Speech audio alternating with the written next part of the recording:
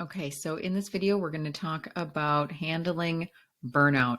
I want to give a little bit of disclaimer right in the beginning and say that I am not a burnout expert, and this video is, just a very, very quick run through of kind of what burnout is and what are some of the things that you can do about it. But there are a lot more resources out there for you if this is something that you need to explore more, because it's something that continues to happen and this little video doesn't quite cut it for you.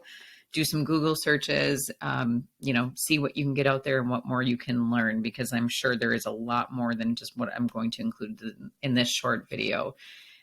So burnout in itself, if you're exhausted to the point of mental breakdowns or physical illness, things like that, you need to take time to heal. You can't just keep pushing through and pushing through. So you really in this have to force yourself to do this. Or if you're like me, after you go for too long, you're just going to end up getting sick anyway, right? And then you're forced to lay in bed for a couple days, where maybe it never had to get to that point. Maybe you can take care of it sooner than that, right? So you have to give it a fair shot. And honestly, if you are really deep into burnout, it can take a long time to actually heal. So it needs to be consistent actions you take over time to get to a place where you finally feel good again. The deeper you are, the longer it will take. And so you can't just be like, wow, I'm really severely burned out, but I'm just going to take, one day off of work and watch Netflix all day, and then that'll help. That's not going to. Typically, even just a nice relaxing weekend won't do it if you're really deep in. So it's just got to be consistent actions over time. I'll get into that in a minute. Okay. So first of all, let's talk about what exactly burnout is, so you can help maybe determine if that's what you're in right now. And it's a total exhaustion, right? It's mental, emotional, physical. You just feel like you have nothing left in the tank. It's typically caused by prolonged stress. And it's just kind of a sense that it will never get better. Like, this is just my life now. I just have to deal with it. And it's just a constant, like, you're just constantly being wore down by stress and frustration in your life. And it's typically, when you do kind of search for things out there, it's recognized mostly in just the career world of work burnout. And I think that's because it kind of comes from like a sense of purpose. Like, if you lack a sense of purpose, that burnout will happen sooner. So if you're in a job that's maybe misaligned with your values or things like that, that might be a part of it too. But it can't just happen just in careers. It can happen in other areas of life. So if in your personal life, you're also constantly pushing yourself to do more than you want to, or do more than what your actual energy levels can give, and maybe it's all of it all together that might create it. So some signs to look for that you might be feeling some burnout are exhaustion, like I was saying, right? Just like you have nothing left. Maybe a sense of dread of like, what's next? What else is going to be piled on? What else might come up? Some anger and irritability. So if you're getting, starting to lash out at people, or feeling really frustrated with everybody around you and just irritable, that'll definitely be a signal. And just kind of a feeling of emptiness is also kind of what's there. Like, there's really nothing else going on besides this, life of stress.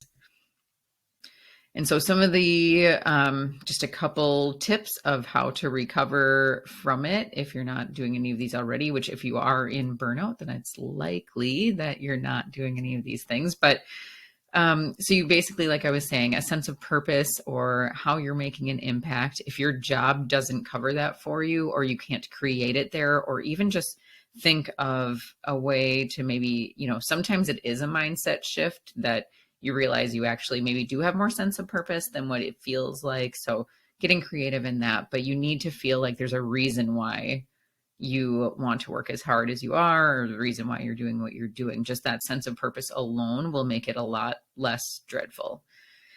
And pay attention to the stressors that are in your life that, we kind of talked about with guilt and obligation and the calendar audit. So are there stressors, and are there things that are there that don't need to be there? Avoid them as much as possible.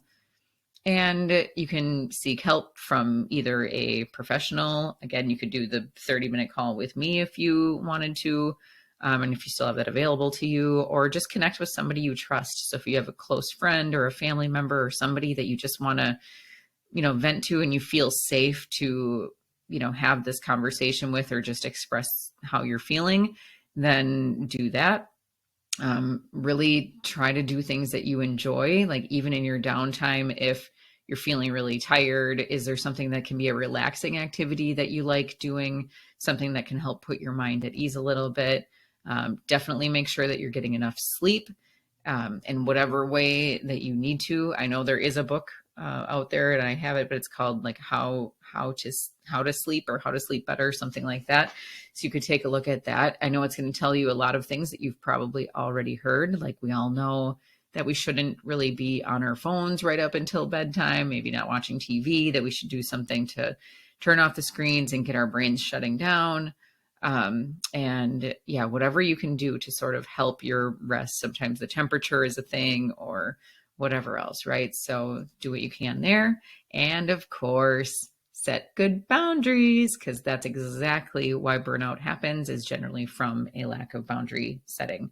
So basically, if any activity that you are obligating yourself to, or that you're looking to do, if you feel resentment for it, anything outside of like your career or your job that you need to go to every day, but if there's something that is kind of it's not a total necessity, and if you feel any towards of resentment towards it or anything like that, then it is a no. Like, that has to be your answer. I think it was Rachel Hollis that said that. Maybe she got it from somewhere else, I don't know, but it was like, if it's not a hell yes, it's a no. So really pay attention to what you're saying yes to that you really don't want to do. So we have a worksheet available for you in this one, where you can take kind of it's a little just assessment quiz sort of thing, so you can check your burnout level. So if you feel like, well, maybe I'm a little stressed, but I'm not sure if it's as bad as burnout, but you might be surprised when you take these results, or you might take the test and be like, wow, actually I'm doing a lot better than I think, but it might highlight some certain areas where you could work on, that sort of thing. So take the assessment, come on into the community, share some of your results or anything that resonates with you in this topic, and just let us support you in there. Okay, in the next video, we will be talking about energy management moving forward. I will see you there.